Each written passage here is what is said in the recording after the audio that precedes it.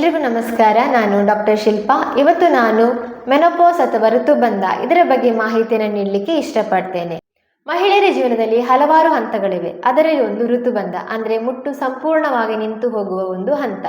ಈ ಸಮಯದಲ್ಲಿ ಮಹಿಳೆಯರ ಸಂತಾನೋತ್ಪತ್ತಿಯು ಕೊನೆಗೊಳ್ಳುತ್ತದೆ. ದೈಹಿಕ ಹಾಗೂ ಮಾನಸಿಕ ಬದಲಾವಣೆಗಳು ಉಂಟಾಗ್ತದೆ.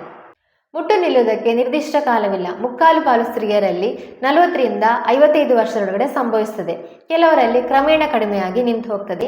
ಗರ್ಭಕೋಶದ ಗೆಡ್ಡೆ ಅಥವಾ ಅಧಿಕ ರಕ್ತಸ್ರಾವದಿಂದ ಗರ್ಭಕೋಶದ ಸರ್ಜರಿ ಆದಲ್ಲಿ ಋತುಬಂಧ ಆಗ್ತದೆ. ಹೆಂಗಸರಿಗೆ ಸಾಧಾರಣವಾಗಿ ಮುಟ್ಟು ನಿಲ್ಲುವ ಸಮಯದಲ್ಲಿ ಮುಖ ಕುತ್ತಿಗೆ ಕೆಂಪಾಗೋದು, ಅತಿಯಾಗಿ ಬೆವರೋದು, ಇನ್ನು ಕೆಲವು ಲಕ್ಷಣಗಳೆಂದರೆ ತಲೆನೋವು, ತಲೆ ತಿರುಗುವುದು, ಮಾನಸಿಕ ಒತ್ತಡ, ಖಿನ್ನತೆ, ಆತಂಕ, ನಿದ್ರಾಹೀನತೆ, ಲೈಂಗಿಕ ಚಟುವಟಿಕೆಗಳಲ್ಲಿ ಕಡಿಮೆ ಆಸಕ್ತಿ, ವೇಟ್ ಜಾಸ್ತಿ ಆಗೋದು, ಈ ಥರ ಹಲವಾರು ಲಕ್ಷಣಗಳು ಕಂಡು ಬರ್ತದೆ. ಇನ್ನು ಋತುಬಂಧದ ಸಮಯವನ್ನು ನಾವು ಹೇಗೆ ಮ್ಯಾನೇಜ್ ಮಾಡ್ಬೋದು ಅಂತ ತಿಳಿಸಿಕೊಡ್ತೇನೆ. ಮೊದಲನೇದಾಗಿ ನಿಮ್ಮ ಬಾಳ ಸಂಗಾತಿಯ ಜೊತೆ ಆದಷ್ಟು ಸಮಯವನ್ನು ಸ್ಪೆಂಡ್ ಮಾಡಿಕೊಳ್ಳಿ.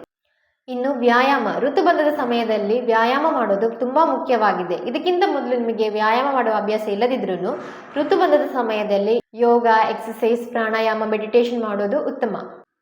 ಇನ್ನು ಪೌಷ್ಟಿಕವಾದ ಆಹಾರ ಸೇವನೆ, ಕ್ಯಾಲ್ಶಿಯಂ, ವಿಟಮಿನ್ ಡಿ ಅಥವಾ ಮೆಗ್ನೀಷಿಯಂ ಜಾಸ್ತಿ ಇರುವ ಆಹಾರವನ್ನು ಸೇವಿಸೋದ್ರಿಂದ ಕಾಲಿನಲ್ಲಿರುವ ಸೆಳೆತ ಅಥವಾ ಸಂಧಿಗಳಲ್ಲಿ ಉಂಟಾಗುವ ನೋವನ್ನು ಕಡಿಮೆ ಮಾಡಲಿಕ್ಕೆ ಸಹಾಯ ಮಾಡ್ತದೆ. ತರಕಾರಿಗಳು, ಎಲೆ ತರಕಾರಿಗಳು ಹಾಗೂ ಹಣ್ಣುಗಳನ್ನು ಜಾಸ್ತಿ ಸೇವಿಸೋದು, ಕಾರ್ಬೋಹೈಡ್ರೇಟ್ ಕಡಿಮೆ ಇರುವ ಆಹಾರವನ್ನು ಸೇವಿಸೋದ್ರಿಂದ ತೂಕವನ್ನು ಕಡಿಮೆ ಮಾಡ್ಬೋದು.